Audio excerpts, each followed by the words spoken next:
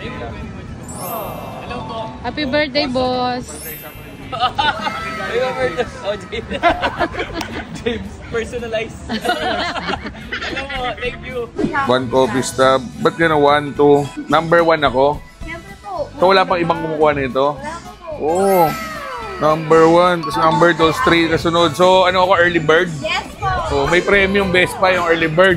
May coffee stub tayo, tsaka food stub. Let's go. Sa mga hindi nakakaalam guys, itong Vespa Malolos, isa to sa malalaking Vespa na store sa Pilipinas. So dito ko makakita ng mga mamahaling Vespa. Tulad nito. So isa yung Vespa 946 Dragon. Sa mga hindi nakakaalam guys, ito yung mga limited edition. 150cc lang yan. Pero iba to eh, iba itsura niyan. Tingnan mo. So bawal angkas ba? Bawal angkas, napakalaki ng likod. Yung Vespa 946 guys, so maraming nilabas yan ng klase. So merong Christian Dior, ito isa sa pinakamahal. Familiar ka naman Christian Dior, di ba? So mahilig ka sa bag. So ganito yan. So kung ano yung tela ng bag, yung tela pati helmet, di ba?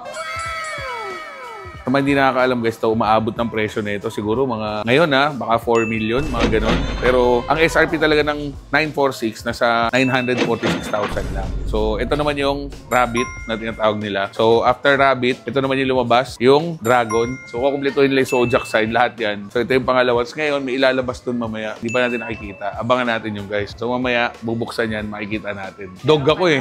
Dog eh. Wala pa. Baka sa Mio lang ilabas yun yung dog.